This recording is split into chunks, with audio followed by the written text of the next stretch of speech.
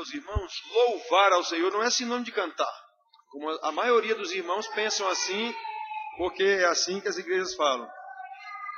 Adorar, não é? Louvar, é dizer as maravilhas que Deus fez, é dizer como Ele é poderoso, é dizer como Ele é magnificente, magnífico, como Ele é santo, como Ele é justo, como Ele é juízo. Tudo é dizer as qualidades de Deus, o que Ele faz, o que Ele fez, o que Ele fará. É isso que é louvar. E como eu disse ainda há pouco, em Israel isso era feito cantando para o pessoal aprender, gravar aquilo ali. Então louvar não é sinônimo de cantar. Eu posso louvar cantando. Mas pelas pessoas não saberem disso, nas igrejas, a grande maioria de qualquer igreja, de qualquer lugar, pensa que louvar é sinônimo de cantar. Não é. Muito bem, então outro cântico diz: ao único que é digno de receber toda a honra, toda a glória, e isso é dito cantado, isso é louvor.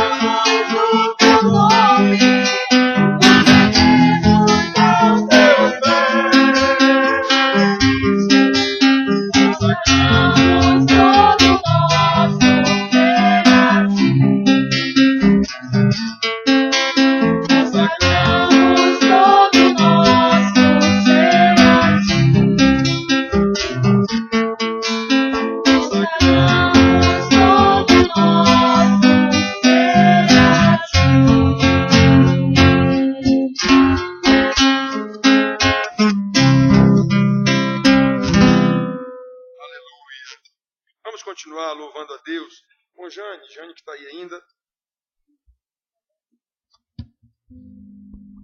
Senhor nosso Deus, bendito e amado Deus, nós te louvamos e te agradecemos por estarmos na tua presença, na tua casa, Pai, louvando e te adorando, Senhor, na beleza da tua santidade, Pai.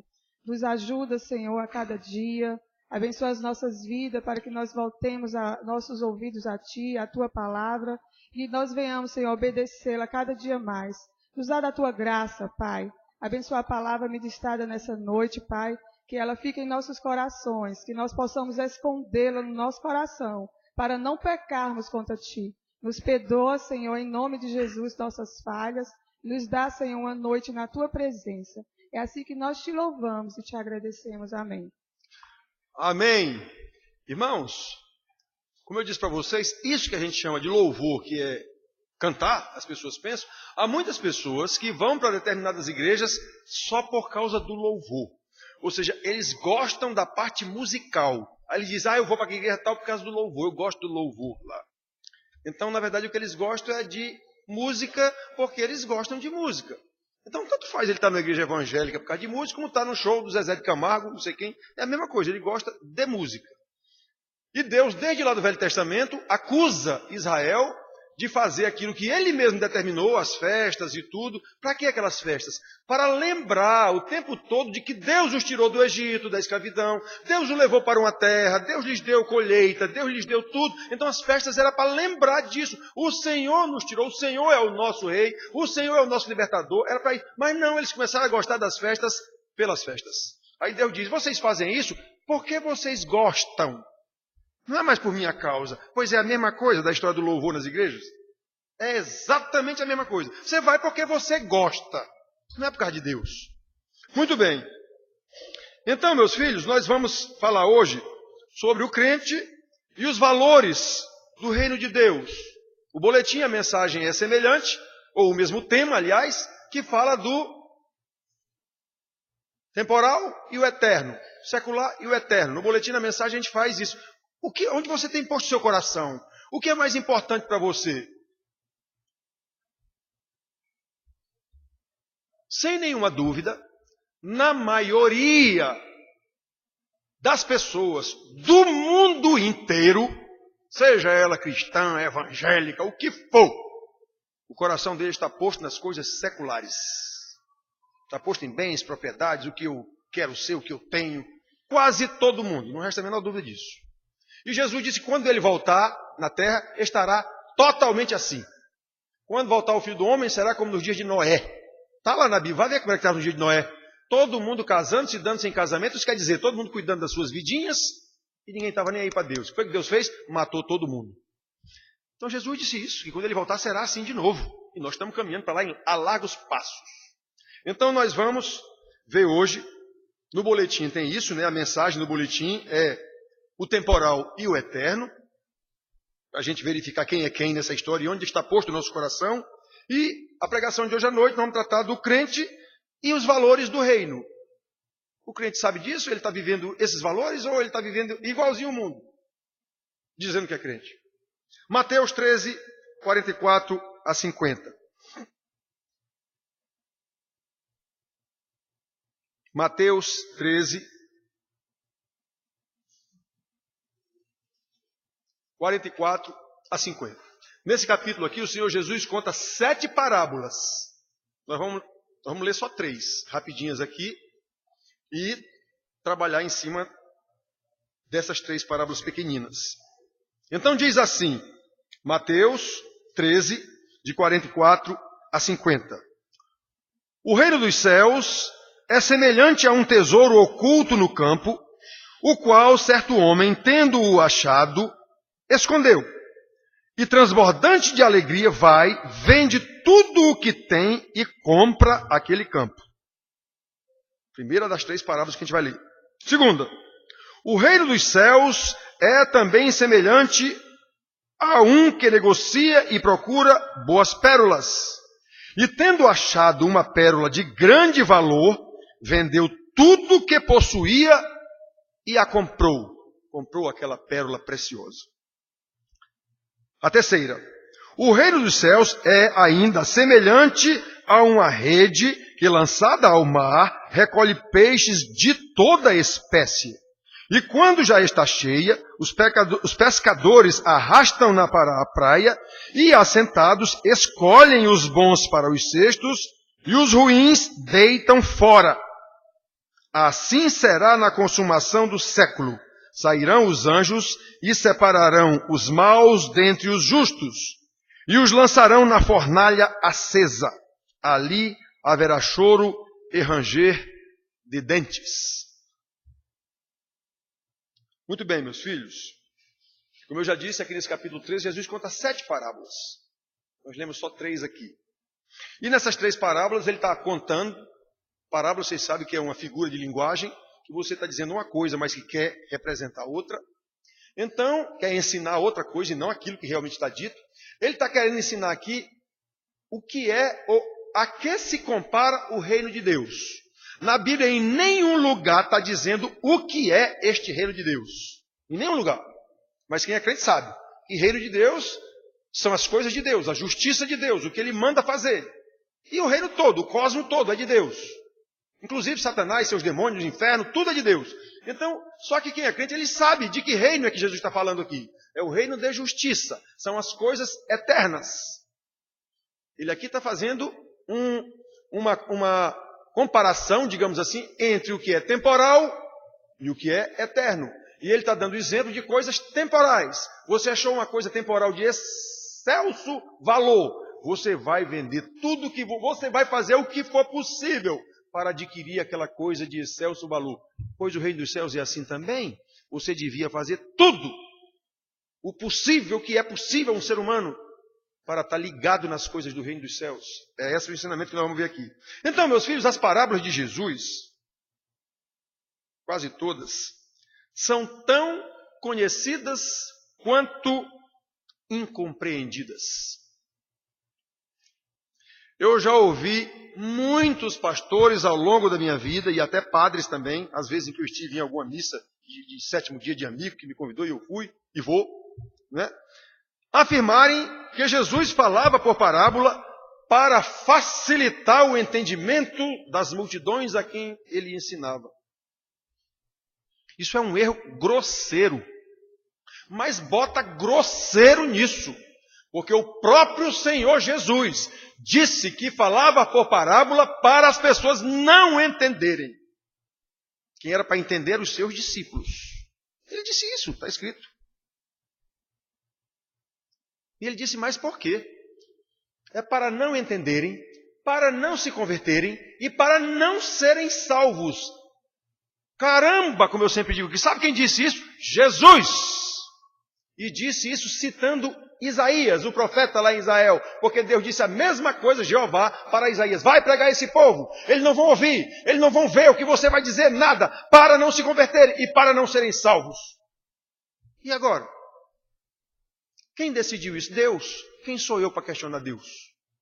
Ele sabe quem ele vai salvar desde a eternidade e quem ele vai condenar desde a eternidade. Então pronto. O que me compete saber? Eu fui salvo? Fui. Então eu vou fazer o que ele disse. Por quê? Porque uma vez salvo, ele mesmo vai me conduzir na obediência da sua vontade e não mais da minha. Porque a minha vontade vai estar direcionada às coisas seculares. Todo mundo aqui sabe que vai morrer. Todo mundo aqui sabe que o espírito não morre. Mas todo mundo está agarrado nas coisas do corpo, do temporal, que sabe que vai morrer. E não está nem aí para as coisas do espírito, e ele sabe que não morre.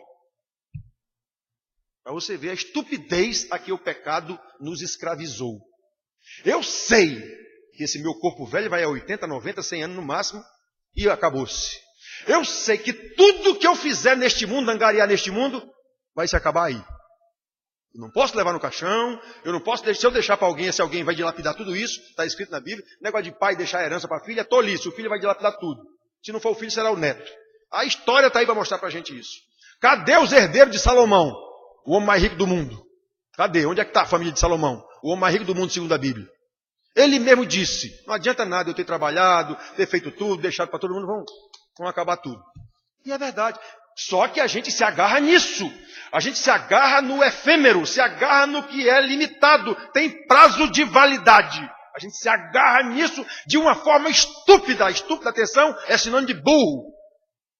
Estúpida é sinônimo de burro. Então, de forma burra, eu me agarro em coisas que eu sei que eu não posso segurar. Desliga esse celular aí. Eu sei que eu não posso me agarrar numa coisa. Adianta eu me agarrar numa tábua se ela está se dirigindo para uma cachoeira? Pense numa sabedoria.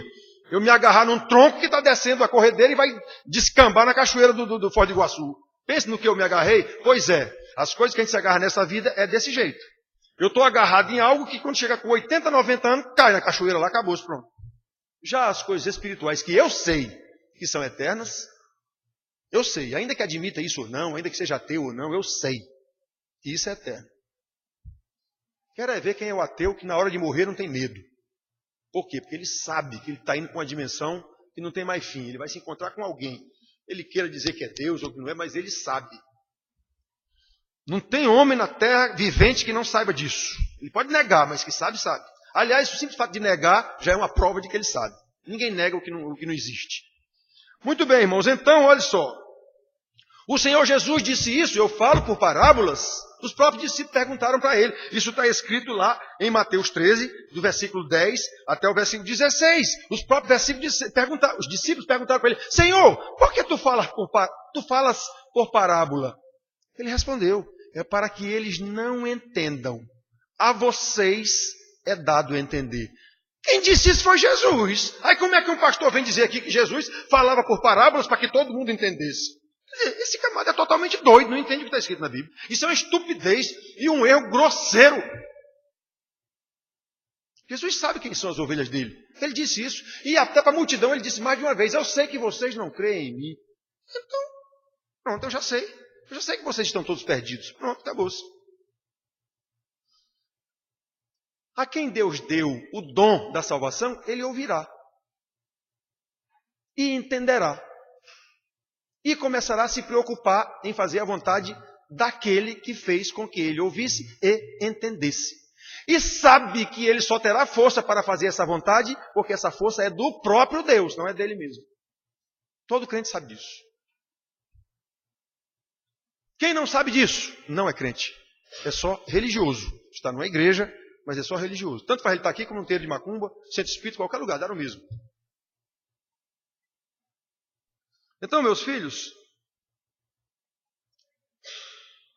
Jesus está dizendo aqui nessas 3 parábolas que é necessário se despojar de todas as coisas que nós consideramos de valor neste mundo para comprar esse campo que tem um tesouro precioso escondido nele. Ele diz que é semelhante ao reino de Deus. É necessário eu me despojar de todas as riquezas que eu possa ter nesse mundo para comprar uma pérola de valor precioso. Essa é a pérola de maior valor que existe no universo. É uma pérola de tu. Então eu vou vender tudo que eu tenho para comprar esta pérola. Eu sou um negociante de pérola. Então se eu pegar essa pérola, eu estou feito. Aí Jesus está dizendo, pois é, assim é o reino de Deus. E é assim que vocês têm que ter em mente as coisas do reino de Deus. É o bem mais precioso que eu posso... Alguém arranja um copo d'água aí para a pessoa que está tossindo. Cadê os diáconos? Ah, é tu que está tossindo? Pois é, mas é bom um copozinho d'água para você de vez em quando molhar a garganta aí. Muito bem, porque eu tenho esse problema, você sabe disso, botam água aqui e ninguém faz assim para mim, para eu pensar que é para tomar um copo d'água. Então, meus filhos, lá no capítulo 6, nós estamos aqui no capítulo 13. Então, lá no capítulo 6, no conhecido Sermão do Monte, Jesus já havia ensinado, não acumuleis tesouros aqui na terra, que o ladrão vem e rouba. A ferrugem vem e corrói. Não adianta. Acumuleis tesouro nos céus. Jesus já havia ensinado isso lá no capítulo 6, no famoso Sermão do Monte, que é o esqueleto, é a estrutura de toda a doutrina do ensino do Senhor Jesus e dos seus apóstolos. O esqueleto, o arcabouço de todo o ensino do Novo Testamento está no tal Sermão do Monte. Muito bem, irmãos. Lá ele também diz, não se pode servir a 2 senhores. Ou você serve às riquezas, ou você serve a Deus. É impossível servir aos 2. É impossível servir a Deus se você está agarrado a bens materiais. É impossível. Quem disse isso? Jesus. Isso serve ou não serve? Muito bem. Nessa série de parábolas aqui, o Senhor Jesus, mais uma vez, está ensinando aos seus discípulos imediatos e a nós, que não há bem mais precioso do que a nossa salvação. E que por isso mesmo, nós temos que usar todos os recursos que nós tivermos para preservar essa salvação em nossas mãos. É o que Paulo ensina lá em Filipenses, capítulo 2, versículos 11, 12, 13, desenvolvei a vossa salvação. Ou seja, eu tenho que usar todos os meus recursos, todo o meu conhecimento, todo o meu entendimento, toda a minha força, sabendo que essa força é fortalecida pelo próprio Deus, em direção às coisas do reino de Deus, e não às coisas seculares que vão terminar dentro de um caixão. Mas é aqui que a gente vive, pastor. Sim, eu sei que é aqui que a gente vive. Agora, essa sua vida aqui tem que estar direcionada para Deus, seu reino e a sua justiça. Se estiver direcionada para as coisas dessa vida, não tenha nenhuma dúvida, você vai terminar no inferno. Não tem para onde correr. Ninguém fala mais sobre isso em igreja. Inferno, isso é coisa passada. Hoje, pós-modernidade, tudo é de acordo com a vontade de cada um. Cada um tem a sua verdade, cada um tem o seu interesse particular, cada um é individualista, é privatizista, tudo é meu, é o que eu quero, eu vou na igreja atrás da minha bênção. Deus que se dane, Ele tem que me abençoar. Pronto, é só isso que eu quero saber. Ele tem que me abençoar, é só isso que eu quero saber. Isso é a pós-modernidade de hoje. As pessoas estão na igreja, na grande maioria é assim. Não existe mais corpo na igreja. Existem alguns grupinhos, que alguns chamam de panelinha até, mas a maioria é uma multidão de indivíduos atrás da sua bênção individual. É obrigação de Deus me obedecer, me abençoar. É esse o entendimento. Pois o ensino da Bíblia é totalmente diferente. É o que eu faço aqui para vocês. É ensinar o que a Bíblia diz. Totalmente diferente. Sabe quando é que isso aqui vai estar cheio de gente? Nunca. Por quê? Porque ninguém está interessado em saber qual é o ensino da Bíblia. Eu estou interessado em saber o que eu tenho interesse. Pois Jesus está dizendo aqui, para os seus discípulos. E mais, Jesus sabia, como eu disse para vocês, que aquela multidão que estava atrás dele era atrás de milagre, o tempo todo. O próprio Sermão do Monte, lá no capítulo 5, 6 e 7 de Mateus, diz lá que as multidões estavam lá em volta dele. Aí está escrito logo no início lá, ele subindo numa pedra, chamou seus 12 discípulos e passou a ensinar-lhes, dizendo, ensinar-lhes a quem? Aos seus 12 discípulos. As multidões lá, ele sabia que não estava interessado naquilo. Está na Bíblia isso. Jesus não estava interessado em ensinar a multidão coisa nenhuma, ele estava interessado em ensinar os seus discípulos, porque foram esses discípulos que pregaram o evangelho no mundo todo. E o que ele fez antes de morrer foi isso, foi preparar esses 12 discípulos para pregarem o evangelho no mundo todo. Ele não disse, vocês farão maiores coisas do que eu fiz. Ele estava se referindo à pregação do evangelho, não era milagre que nem as pessoas pensam não. Tudo isso faz parte daquilo que eu disse para vocês na hora que eu li o Salmo. Quando você está lendo a Bíblia, você tem que saber o que é que está tratando aqui. Qual é o contexto? Do que está sendo tratado nessa parte aqui? Isso que ele disse aqui se refere a quê? Qual é o assunto que vem sendo... Pronto, ele está falando ali de pregação do Evangelho, do reino de Deus. Aí ele diz, vocês farão maiores coisas do que eu. Mas ele não estava falando de milagre não, que nem os pastores milagreiros aí. Diz que Jesus disse que nós vamos fazer mais milagre do que ele. O assunto não era milagre. O assunto era a pregação do Evangelho. E eles fizeram de fato mais do que Jesus. Jesus só pregou ali na Palestina. Só. Começou na Galileia, terminou na Judéia. Foi só ali que ele pregou. Pois os 12 discípulos dele pregaram no mundo inteiro. Como ele disse que eles pregariam, pregaram mesmo. Por isso que eles fizeram maiores coisas. Muito bem, meus filhos. Nas duas primeiras parábolas, vamos examinar agora as parábolas rapidamente.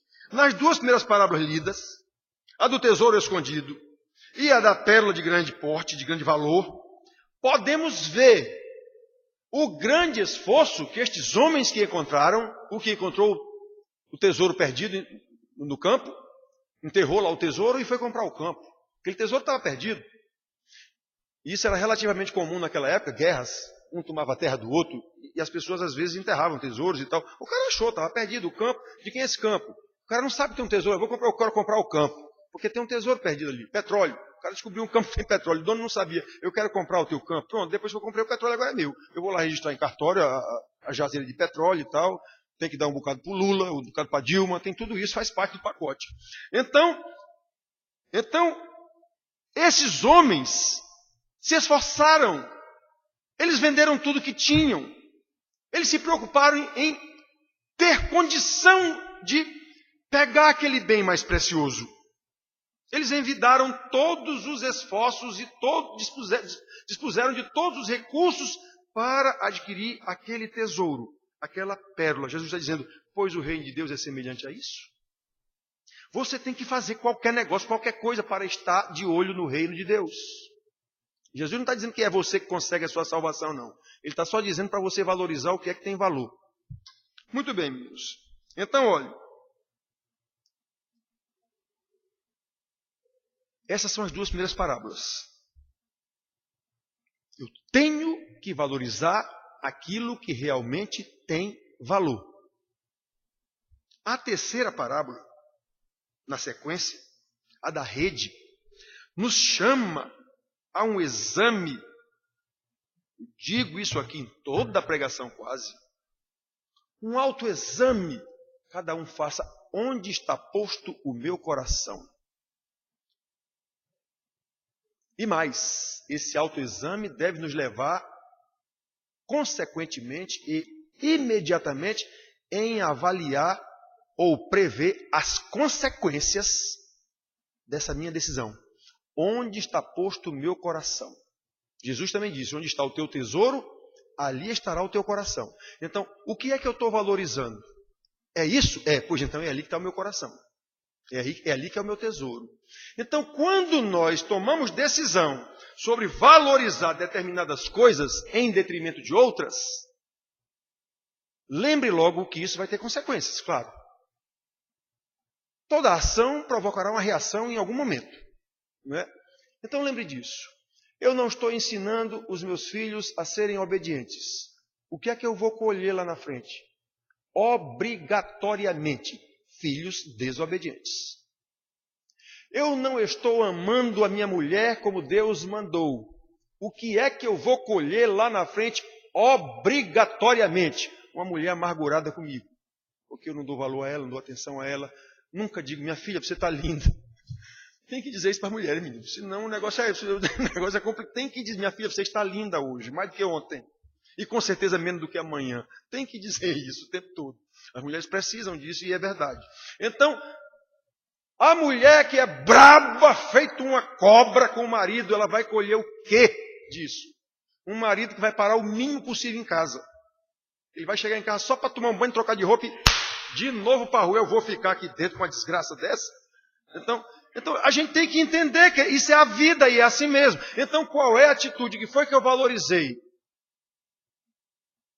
Meu marido chegou em casa, cansado.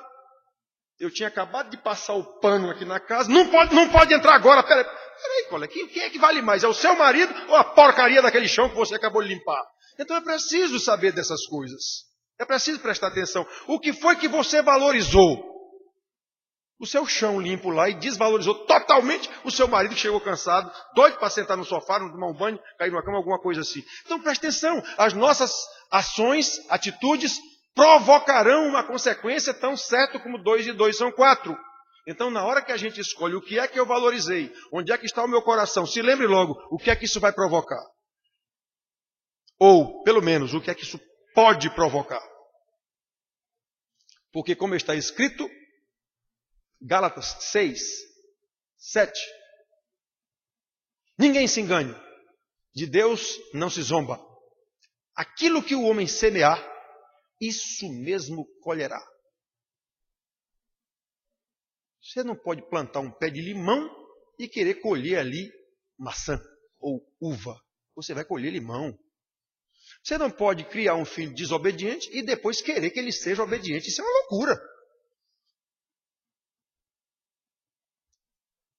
Muito bem. Então, irmãos, nessas simples ilustrações, parábolas, o Senhor Jesus queria que os seus discípulos entendessem o quanto vale a pena abrir mão de coisas temporais e se agarrar em coisas eternas, que é o reino de Deus. Lá no capítulo 6 ele diz isso também. Buscai em primeiro lugar as coisas do reino de Deus e a sua justiça. E as outras coisas, sabe quais eram as outras coisas que ele estava perguntando para Jesus? Senhor, o que haveremos de comer? O que haveremos de beber? O que haveremos de vestir? E Jesus disse, homem, como aqui na Paraíba. Quem se preocupa com isso são os ímpios. Vocês não. A visão de vocês tem que estar em outro lugar. Buscai o reino de Deus e a sua justiça. E essas coisas, o que beber, o que comer, onde vestir, onde morar, isso vos serão acrescentadas naturalmente pela sua vida, pelo seu trabalho. Não busque isso. Busque Deus. E essas coisas sairão se ajeitando o tempo todo. Muito bem, meninos. Então, olha só. Jesus deixa claro que o sacrifício é grande. O sacrifício é grande. O preço é muito alto. custa tudo que nós podemos ter aqui nesse mundo. Em outro lugar, Jesus disse, inclusive, no tocante a relacionamentos interpessoais e familiares, quem não deixar pai e mãe por minha causa, não é digno de mim. Ele não estava mandando ninguém abandonar pai e mãe. Ele estava dizendo, eu sou mais importante, eu sou Deus. Eu sou mais importante do que seu pai e sua mãe. É só isso. Aliás, ele disse isso até para a mãe dele também. Tua mãe está aí fora. Quem é minha mãe? Minha mãe são esses aqui que ouvem a palavra do meu pai. São esses aqui, minha mãe e meus irmãos. E a Maria era a mãe dele mesmo. E ele não desconsiderou a mulher, não. Ele apenas mostrou aos seus discípulos que o reino de Deus é mais importante do que pai e mãe, que fazem parte desse reino de Deus. Então eu tenho que estar ligado. Então, se eu estou ligado no reino de Deus, obrigatoriamente eu vou cuidar bem do meu pai e da minha mãe. Se eu estou ligado em coisas materiais, nem sempre eu vou preferir riqueza, não sei o quê. Papai, olha, o senhor, hoje não dá para ir aí não, que eu tenho um negócio para fazer não sei onde e tal. Aguente aí mais um instantinho. O pai doente, coitado, doido para ir para o hospital, e o pai e o filho. Não, hoje não dá para ir aí levar esse remédio, não. Eu tenho um negócio para fazer e tal. Caramba! E como acontece isso? Como acontece isso? Cidadão que está preocupado nas coisas daqui da terra, esquece até o pai. Aquele que está preocupado com Jesus, com o reino de Deus, jamais vai esquecer seu pai. Ele vai cuidar. Isso que Jesus disse, as outras coisas vos serão acrescentadas. O salmista, lá no Salmo 37, ele diz, agrada-te do Senhor, e Ele satisfará os desejos do teu coração. O que é agrado do Senhor? É a mesma coisa que Jesus disse, busca o reino de Deus e a sua justiça, e as demais coisas, ou as outras coisas, te serão acrescentadas. Jesus disse lá no Novo Testamento, 1000 anos depois do salmista dizer isso. Pois o salmista disse a mesma coisa, agrada-te do Senhor, isso é, busca o reino de Deus. E as demais coisas te serão acrescentadas, e Ele satisfará os desejos do teu coração. Ou seja, não busque satisfazer os desejos do seu coração, busque a Deus, aí Ele satisfará os desejos do seu coração. Quando você busca satisfazer os desejos do seu coração, agarrado às coisas daqui do mundo, está perdido. Está perdido. Então, irmãos, preste atenção. Custa seguir a Jesus, buscar o reino de Deus, custa abrir mão das coisas do mundo. Está escrito na Bíblia em mais de um lugar. João diz isso, Tiago diz isso. Aquele que é amigo do mundo é inimigo de Deus. Está escrito isso na Bíblia, 2 vezes pelo menos.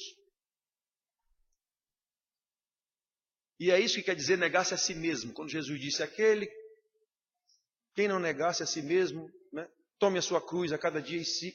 Você sabe o que é negar-se a si mesmo? É você abrir mão dos seus interesses pessoais, dos seus afetos pelas coisas do mundo, para seguir a Jesus.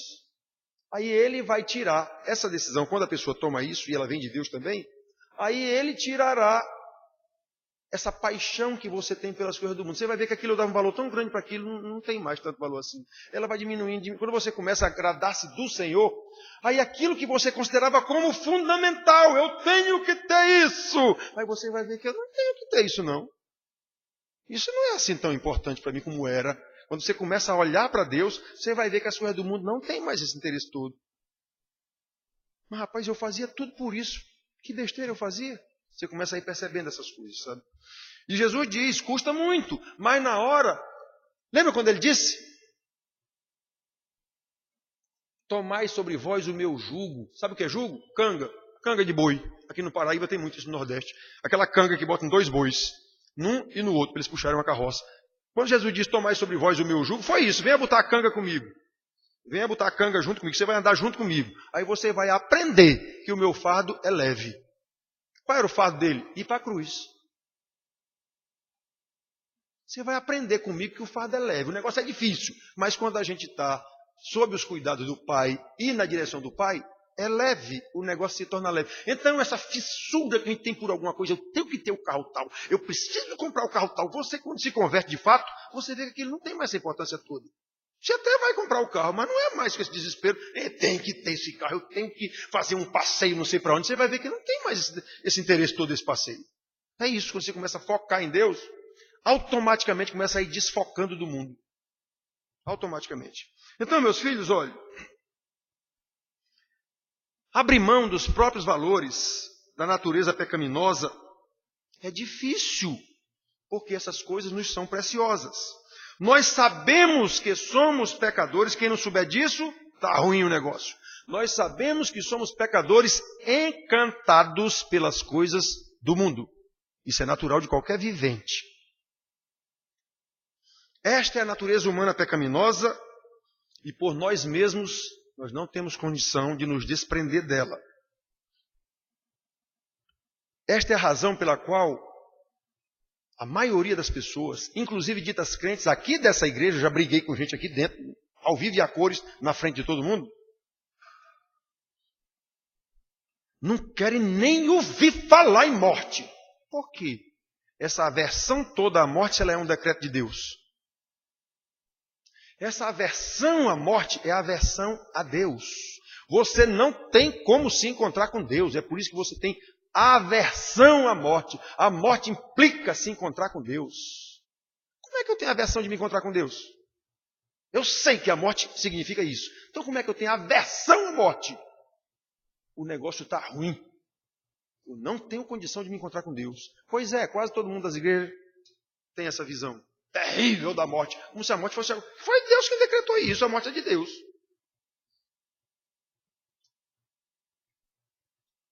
Por outro lado, as pessoas às quais é dado o conhecimento desse tesouro escondido, que é o reino dos céus, que Jesus compara a esse tesouro escondido que o cara fez o maior esforço para adquirir o campo. Quando é revelado essa pérola de grande valor, eu vou vender tudo que eu tenho para comprar esta pérola. Essa pérola está simbolizando o reino de Deus. Olha, irmãos, aí a estas pessoas é dado o poder de se desprender das coisas do mundo. É dado a essas pessoas o poder e a capacidade de se desfazer de coisas que ele sabe que não vai poder levar para a eternidade. Porque a posse do reino dos céus, a visão voltada para o reino de Deus e a sua justiça, é muito mais importante. Muito mais importante. Então eu não vou brigar com uma pessoa por causa de alguma coisa que não vale essa briga.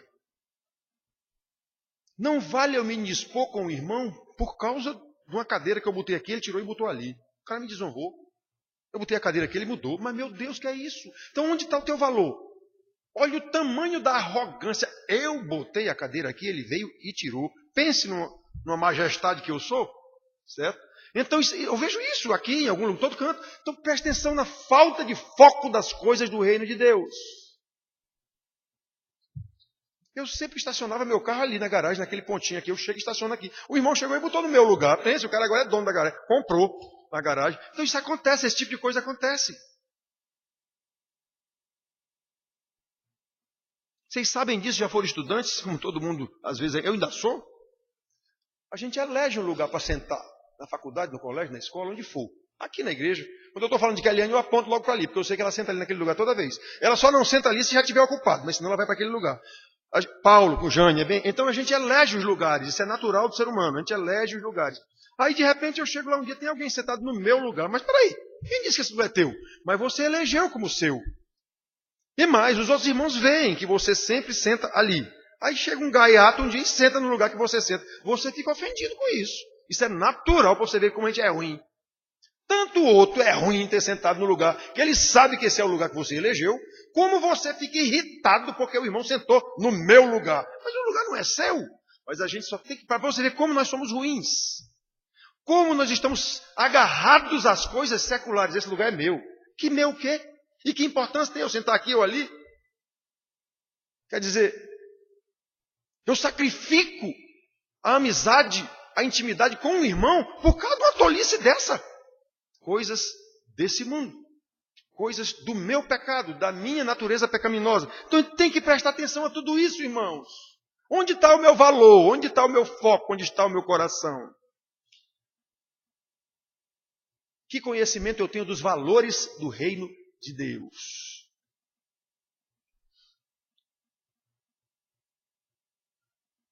Convém lembrar, irmãos queridos, que a revelação do tesouro escondido e da pérola de grande valor, que representam a salvação, que representam o reino de Deus, isso é dado pelo próprio Deus. Quando Jesus diz aqui que os caras buscaram, eles encontraram. Na verdade, no reino de Deus você foi encontrado. É Deus quem acha você, é Deus quem chama você, não é você que vai atrás de Deus, não. Quando uma pessoa vai atrás de Deus, foi Deus que já o trouxe. Um pastor, foi Paulo que me contou isso. O pastor contou que o camarada passava na frente da igreja e estava lá na frente o tempo todo. Vinde a mim, vós que estáis cansados. Vinde a mim, vós, alguma coisa assim. Vinde a mim. Vinde a mim. Aí um dia ele disse, eu vou entrar nessa igreja aí. Ou seja, ele decidiu, na cabeça dele, eu decidi entrar nessa igreja. Ele está chamando, pois eu vou atender. Eu vou lá. Aí quando ele atravessou a porta, que olhou para trás, na parede em cima da porta, estava dizendo lá, ninguém vem a mim se o Pai não o trouxer. Então a decisão dele de ir para a igreja, na verdade, foi Deus quem deu essa decisão aí. Não partiu dele essa decisão, partiu de Deus. É Deus quem traz quem Ele quer. Muito bem, então, irmãos, convém lembrar isso, que esse tesouro escondido e essa pérola preciosa, é Deus quem lhe mostra isso. É Ele quem vai lhe dar o esforço para ir buscar e manter esse tesouro na sua mão. E Ele só faz isso com quem realmente é crente. Quem não é, está dentro de igreja e não está nem aí para nada. É um assistente de missa. Eu digo isso direto para vocês aqui. Está nem aí. Nem sabe, eu vou, se der, se não der, eu não vou. Chego atrasado, chego a hora que eu quiser. Saio a hora que eu quiser também. Então isso não tem o menor valor. É apenas cultura religiosa. Então, lembrando disso, é Deus mesmo quem dá esse tesouro escondido, essa pérola de grande valor, é Deus mesmo quem lhe mostra. É Ele mesmo quem lhe dá a condição de ir atrás disso. Convém lembrar também que só podemos nos sacrificar e abrir mão dos bens e poderes desse mundo, que fazem parte da nossa natureza pecaminosa, é natural de nós, pecadores, querer as coisas, querer. Não há quem satisfaça o pecador, a não ser Deus. Eu li um livro que estava escrito assim, o coração do homem tem um vácuo exatamente do tamanho de Deus. Nada poderá preencher esse vácuo a não ser Deus. E é verdade isso. Você quer um carro tal, Ferrari, comprou a Ferrari. Dentro de algum tempo não é mais lá essas coisas todas. Até porque já tem outro carro que é maior, mais caro do que a Ferrari, sei lá o quê. Aí você consegue comprar esse outro carro. Ah, tá beleza. Não dá mais, tem muito engarrafamento na rua. Agora eu preciso do helicóptero. Aí você vai e compra o helicóptero. Depois o helicóptero você tem que ir para Recife. O helicóptero não é assim tão rápido para ir para Recife. Você tem que ter um jato. Então não tem jeito. Não tem jeito. Nada preencherá o coração do homem. Nada. Bens materiais, nada. Nós, na nossa limitação, sabemos disso. Eu quero a roupa tal, eu quero não sei o que tal. Quando você adquire, e agora? Adquirir. É igual o cachorro que sai correndo atrás do carro. Quando o cara para o carro, o cachorro chega lá perto. E agora? O que é que eu faço? Eu corri atrás do carro. E agora? O que é que quando o cara para, o cachorro chega lá? E agora? O que é que eu faço? Eu só queria correr atrás do carro. Pois é assim, eu quero. Quando adquire, sim, e agora? Adquirir, e agora? Agora aparece outra coisa. Agora eu quero aquela outra coisa. Aí você consegue. Olha, isso é comum a tal casa de veraneio, casa de praia. Pense, você mora num apartamento, aí eu preciso de uma casa de veraneio, adquire a casa de veraneio. Vai lá algumas vezes, depois fica lá, tendo o trabalho de pagar um caseiro ainda para tomar conta da casa lá de veraneio. Eu tive isso. E é desse jeito que eu estou dizendo para vocês. Você tem mais um contratempo ainda, tem que ir lá pelo menos uma vez por mês para pagar o caseiro, para não sei o quê.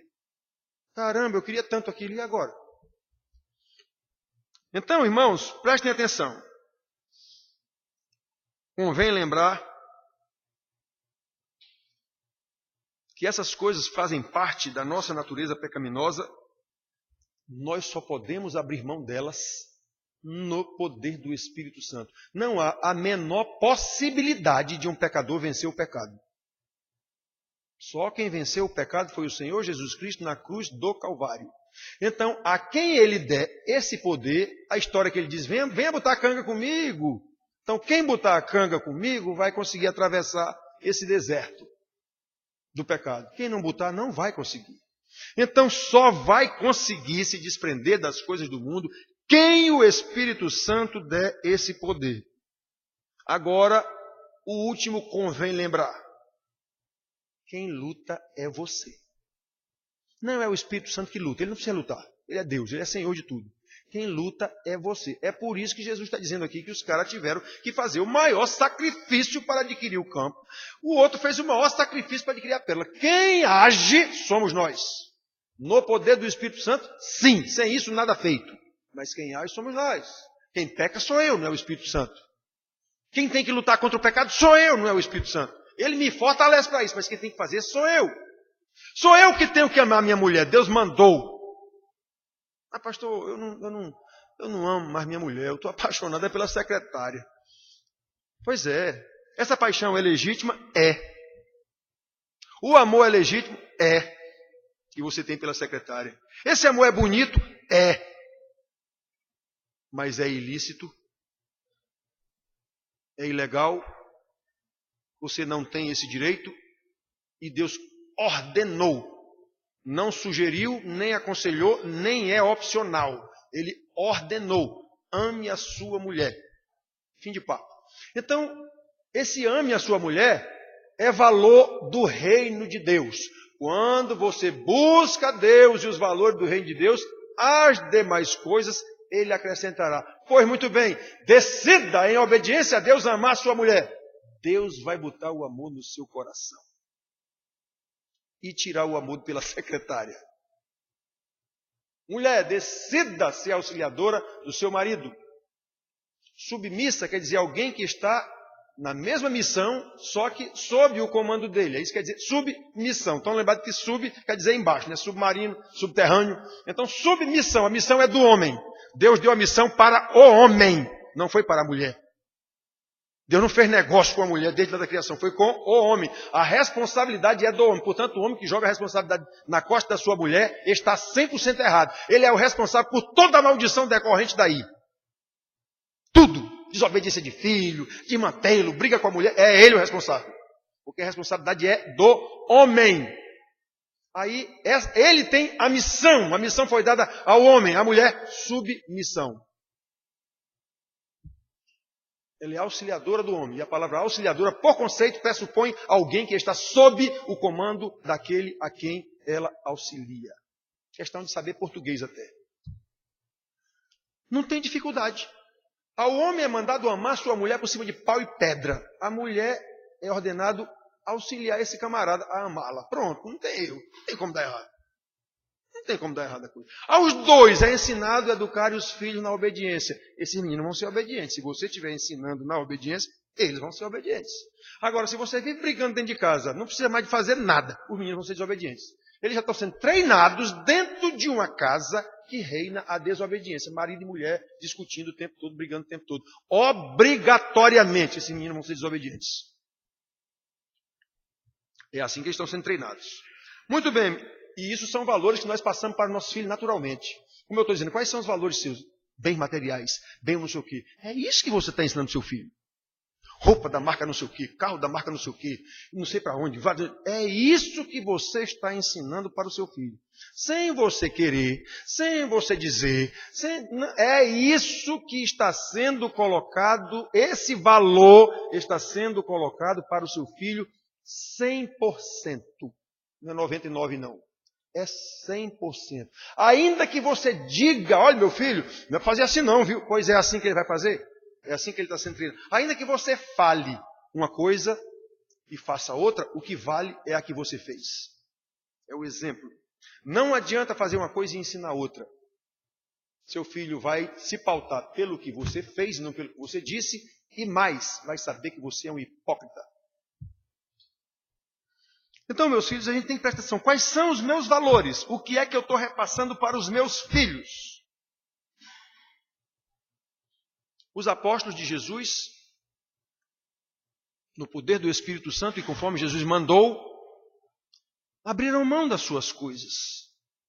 Pedro, o irmão André, João e o irmão Tiago eram sócios da pesca, está escrito lá. Eram sócios da pesca. Estavam lá consertando as redes junto com os trabalhadores, o pai Zebedeu de João. Estavam lá, Jesus passou e vocês venham comigo que eu vou fazer vocês pescadores de homens. Então quando Deus chama, Ele chama. E se Ele chamou para ir, a pessoa vai.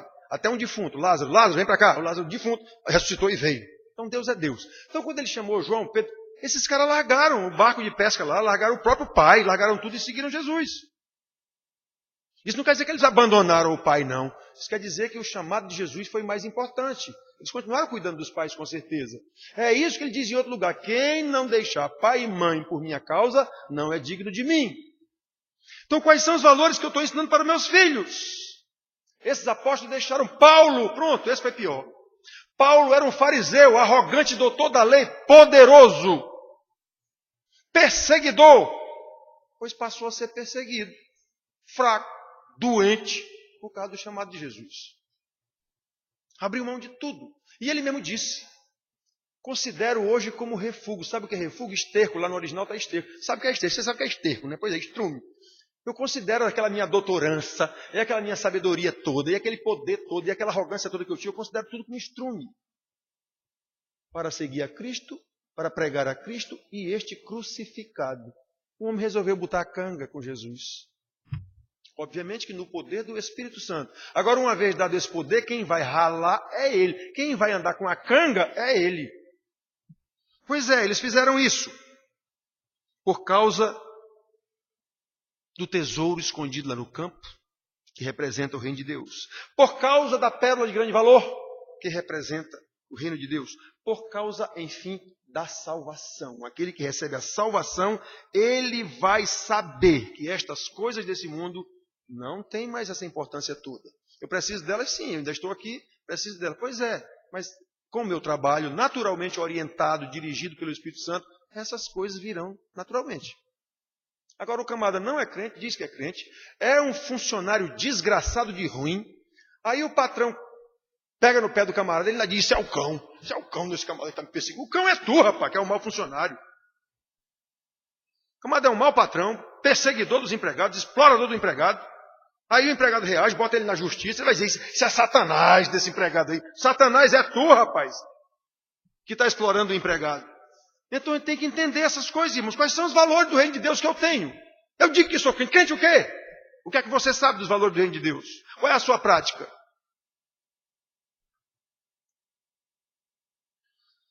Eis a razão, porque a maioria dos ditos crentes não faz nenhum sacrifício pelo reino dos céus, porque eles não conhecem esse reino, mesmo dentro da igreja.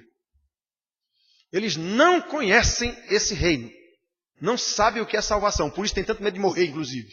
Não sabem. Por isso preferem ficar agarrados às coisas desse mundo e os seus bens que são temporais, sem prestar atenção, sem ligar para os valores que são espirituais. Por isso não assumem qualquer compromisso com a igreja, inclusive.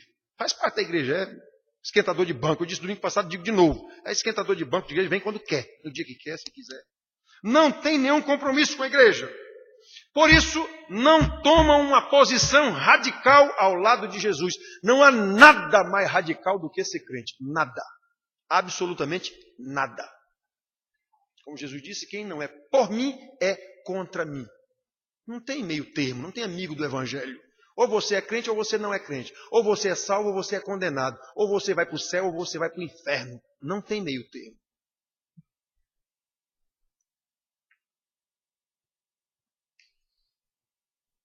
Estas pessoas que estão nas igrejas não se sacrificam pelas coisas do reino de Deus, porque na verdade não lhes foi dada a visão para achar o tesouro perdido e fazer tudo por esse tesouro.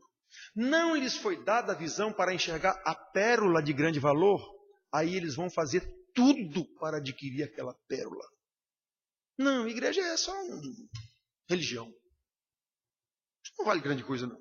Tanto que por qualquer coisinha eu vou embora. Não estou gostando mais desse negócio, eu vou embora. Pronto. Aí ele vai para outra igreja, lá vai acontecer a mesma coisa, questão de tempo.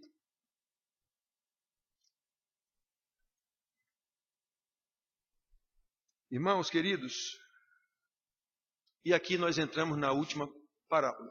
Falamos sobre as duas, o que isso significa, o tesouro escondido, a pérola de grande valor, que aqui simbolizam o reino de Deus. Eu estou ligado nisso, é isso que eu estou buscando. Eu estou fazendo todo o sacrifício possível para estar enquadrado na direção desse reino de Deus. Eu sou crente mesmo. Aí a terceira questiona isso.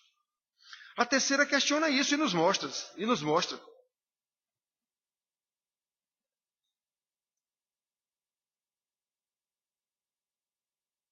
Irmãos, embora nós ficamos tristes com essa terceira parábola agora, ficamos deprimidos, e o pastor principalmente,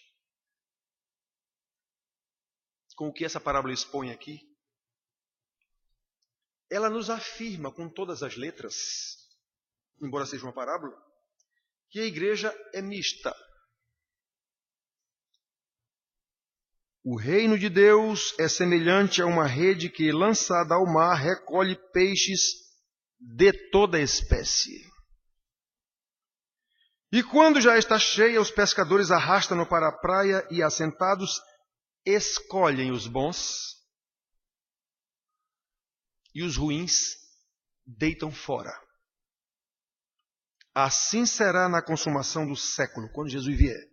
Sairão os anjos, ele diz isso lá em Mateus também, sairão os anjos e separarão os maus dentre os justos. Ele diz lá em Mateus, os anjos separarão para a direita, vinde os cordeiros benditos do meu Pai, para a esquerda, os bodes, para o inferno, o diabo e seus anjos. Jesus disse isso.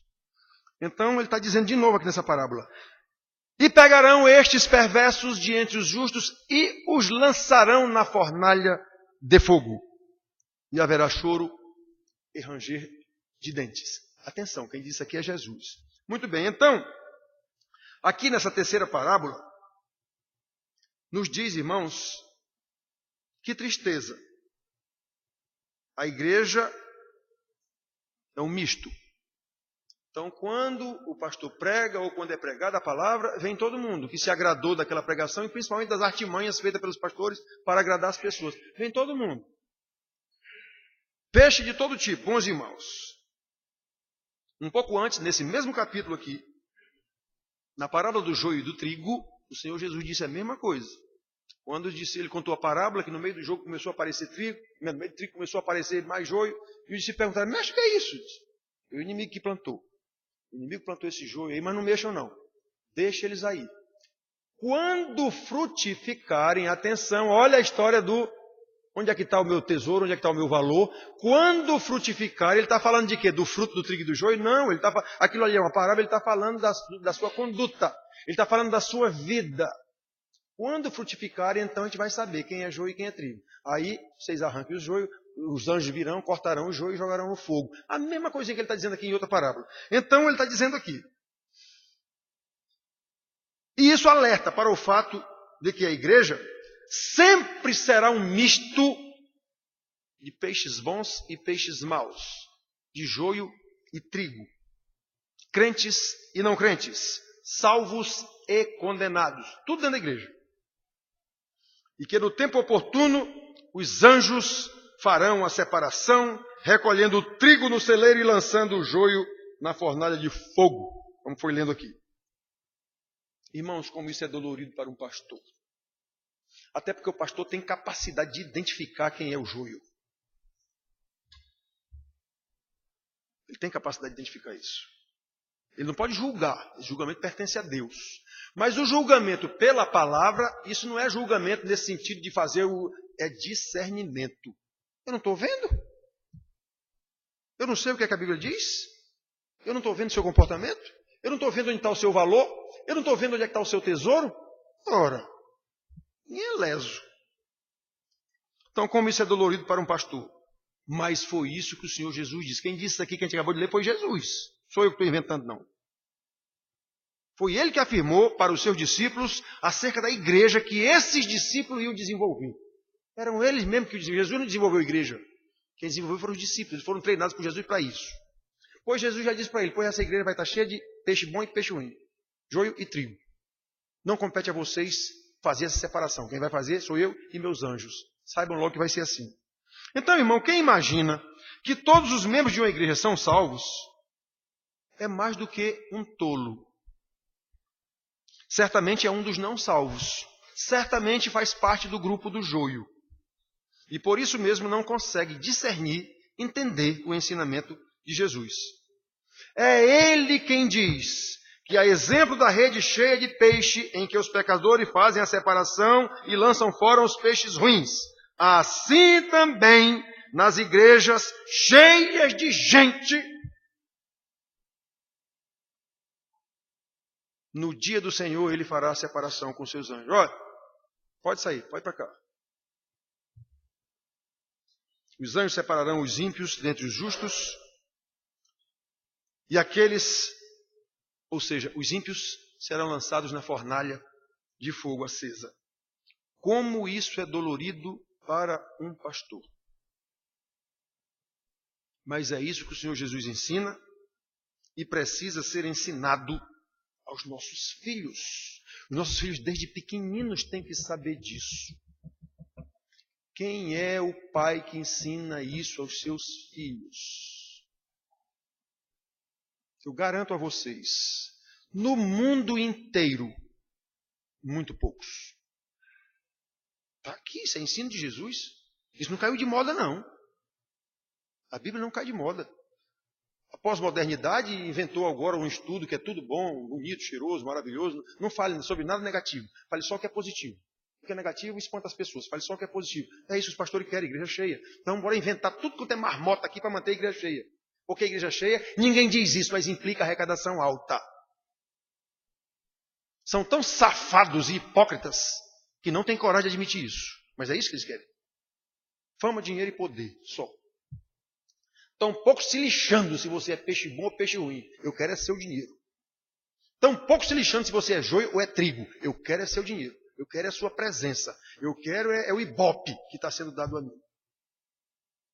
Ninguém admite isso. Mas essa é a verdade. Eu pesquiso sobre isso, cientificamente. Não é nem religiosamente. É cientificamente. Muito bem, irmãos. Vamos terminar. A Maguinha já fez sinal para mim ali que Valda está esperando. É por isso, meus filhos, que eu insisto tanto no ensino para a santificação. Porque é essa santificação, é a nossa vida, que evidencia já neste mundo secular onde está o nosso tesouro, onde está o nosso coração. Por que é que eu não tenho interesse em estudar a Bíblia? Não há outra resposta, é porque eu não sou salvo. Não há outra resposta. Se eu não tenho interesse em aprender qual é a vontade do meu Senhor, é porque Ele não é meu Senhor coisa nenhuma, embora eu diga que é. Como Ele é meu Senhor, se eu não sei nem qual é a vontade dEle? E se eu não sei qual é a vontade dEle, como é que eu vou fazê-la? Percebe como no fundo, fica desmascarada a hipocrisia? Como eu vou fazer a vontade de quem eu não sei qual é a vontade?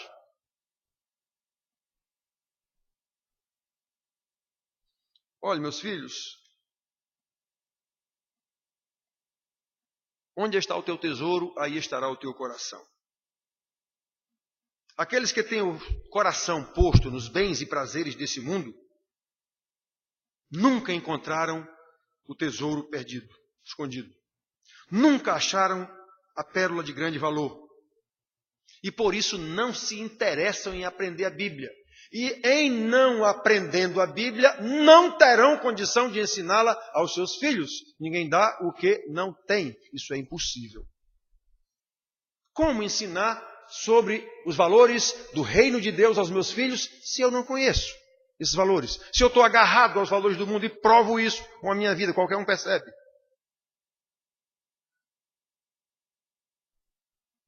Portanto, essas pessoas até podem estar na igreja, até podem ter vindo na rede, junto com todos os outros peixes. Mas no dia do Senhor, certamente, os anjos os lançarão na fornalha acesa. É terrível isso para um pastor. Mas essa verdade, quem disse foi Jesus, e é mais clara do que o sol ao meio-dia. Não dá para não entender isso aqui. A conduta de muitos, a maioria dos que estão nas igrejas, evidencia claramente que eles continuam acorrentados a este mundo, às coisas desse mundo, a ter, a poder, a estar onde não é para estar, a ser o que não é, uma série de coisas.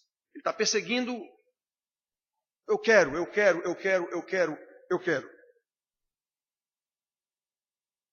E obviamente reproduz esse estilo de vida aos seus filhos, naturalmente. Naturalmente. Filho de peixe, peixinho é, como a gente diz. Não tem como evitar isso não.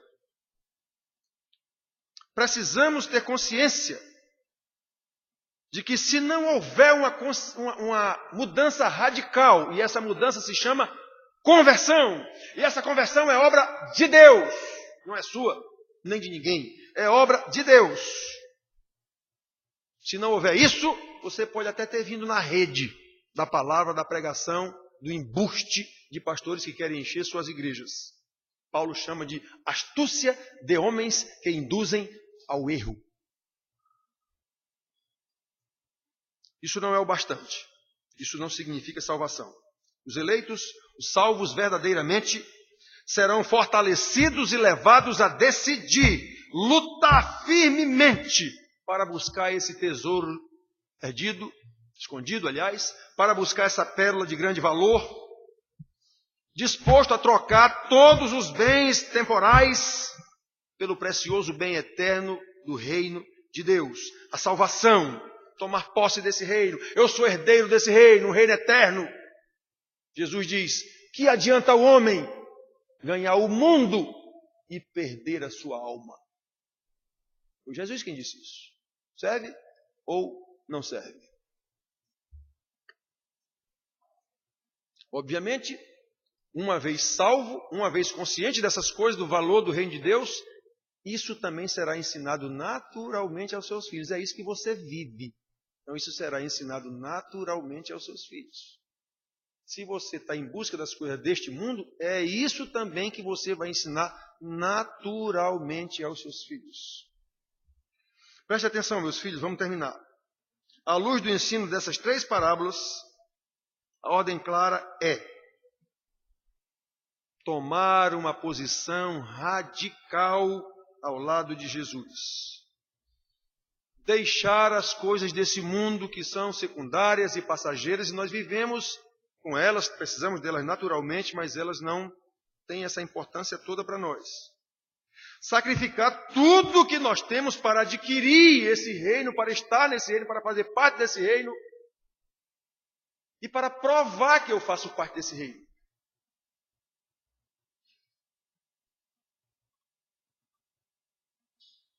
Então, os nossos bens, e aqui são simbolizados por este tesouro escondido e por essa pérola de grande valor,